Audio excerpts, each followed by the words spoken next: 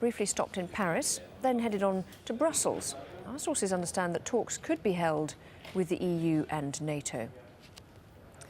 AlJazeera's Alan Fisher is in Brussels. The takeoff of the 3 planes was first reported on Twitter. That sent everyone scrambling to find out who was on board and where they were going. It's now become clear that one touched down in Cairo, one went on to Portugal so that the person on board that flight can have discussions with the Portuguese foreign minister, and a third flight, we're told, went to Paris and then on to Brussels.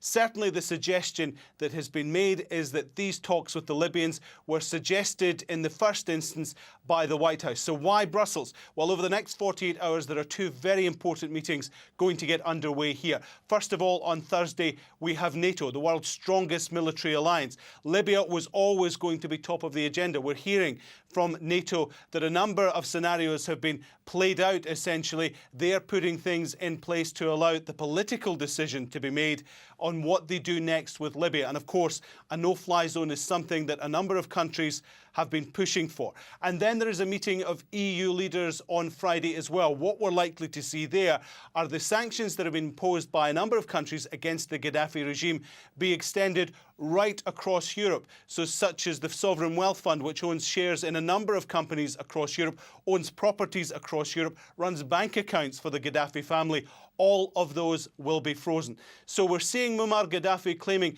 substantial victories militarily in Libya at the moment, but also it now looks as if there's a diplomatic offensive underway to speak to the African Union, the EU and NATO. What will develop will become clear, hopefully, within the next 48 hours. But it certainly is a very interesting development, and Brussels here, right at the heart of what's going to happen. Well, meanwhile, the French President Nicolas Sarkozy is to meet envoys of Libya's opposition National Council on Thursday. A statement from Sarkozy's office says he will discuss, quote, the general situation in Libya, in particular the humanitarian situation and the actions of the National Council. To Egypt now, where the death toll from Tuesday night's clashes between Muslims and Christians in Cairo has risen to 13 people from both sides. 140 were wounded. The violence has prompted further protest by Coptic Christians in Egypt's capital, Cairo. More than 1,000 Copts were demonstrating on Tuesday against the torching of a church when violence broke out. Fighting has also broken out in Tahrir Square, the centre of last month's mass protests. Protesters have been camping there to demand swift political reform. They say armed supporters of the ousted president, Hosni Mubarak, stormed the area, carrying knives, machetes and whips. A little earlier, I spoke to Salma Saeed, who's an Egyptian protester who got caught up in the violence there. We were attacked by the army today and plainclothes thugs, destroying the tents and beating up everyone.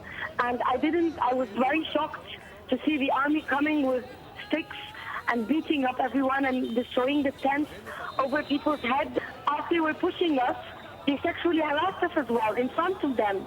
And I also, while being pushed, witnessed them attacking the medical point in the middle of Tahrir. We have a couple of doctors who set up like this medical place for anyone who needs medical care in the middle of Tahrir, and there were doctors wearing white coats, so it was very obvious that they are doctors. They also attacked them and broke the tents that had injured people inside. Pro-democracy protesters in Yemen say the killing of a protester has hardened their opposition to President Ali Abdullah Saleh. Security forces opened fire on Tuesday night on people who were rallying outside Sana'a University. Hashim Mahalbara reports from the capital. Security beefed up around the university square. Fury building in the aftermath of the deadly assault by security forces on these protesters. Spent ammunition and tear gas canisters litter the ground. The government says its act was prompted by the discovery of a cache of weapons. Allegations dismissed by the students who erected tents in this square, which has become the epicenter of the pro-democracy movement. It was organized crime. Groups of security forces came from all directions and armed soldiers were positioned on the roofs of buildings. They started firing on us. It was followed by volleys of shots. It's a crime against humanity. violence is spreading across the country. In the province of Dhamar, a President Saleh stronghold, loyalists are seen here attacking the protesters despite the presence of security forces. Government pledges to stop the violence fail to deter loyalists armed with weapons, batons and daggers, spreading fear across the country. The ongoing attacks spurred these tribal leaders in the province of Marib to denounce President Saleh and join the protesters in their fight for a change in Yemen. Marib is home to most of Yemen's oil fields. Mr. President, don't treat your people like Gaddafi. Mr. Saleh, don't disgrace your legacy. We implore you to leave Yemen and let the Yemenis decide their future. For the time being, the embattled president clings to power. He has called for a national forum on Thursday to seek a peaceful solution to Yemen's deepening crisis. But the crisis isn't showing any signs of relenting. Parts of the country appear to be slipping beyond the control of the government, and the protesters reject calls for dialogue with President Saleh still in power. Hashim Al-Bara, AlJazeera, Sana'a. A Tunisian court has dissolved the party of the ousted president Zine El Abidine Ben Ali. The Constitutional Democratic Rally, or RCD, was suspended last month pending the court's ruling. Ben Ali used the party as a way of maintaining power during almost 2 decades as leader.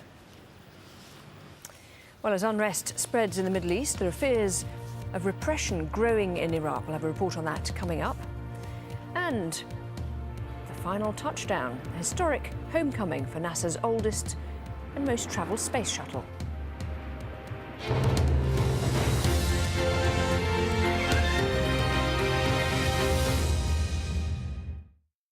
As the hot spell extends across the Gulf, we'll still make sure you feel refreshed.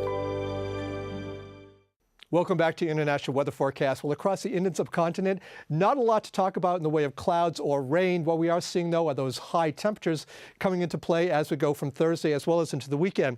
We are looking at Nagpur, about 38 degrees, Kolkata, about 35 degrees for them. Chennai is also 37, so we are getting into those mid-30s. This is right before monsoon season begins in just the next couple months. So dry conditions, but very warm conditions indeed. As we take our way down to south parts of Africa, well, we are looking at an area of low pressure in the Mozambique Channel. Now, this one right here could potentially be a cyclone. We don't expect it to be anything major, but the major heavy rain is going to be coming out of this, affecting parts of Mozambique as well as Madagascar. So we're going to be seeing some flooding along with this area of low pressure. Also, some nice conditions down to the south. Temperatures have come up for Johannesburg, about 31 degrees, and Durban looking about 30. Well, across the Arabian Peninsula, temperatures are also coming up. We are looking at Doha, seeing temperatures of about 30 degrees, but just look up towards the north. You see this area of rain right here. This could possibly be affecting Doha as we get into the weekend. Maybe a little light showers there, but also some heavier showers up here towards Kuwait, as well as into parts of Iran. Over here towards Abu Dhabi,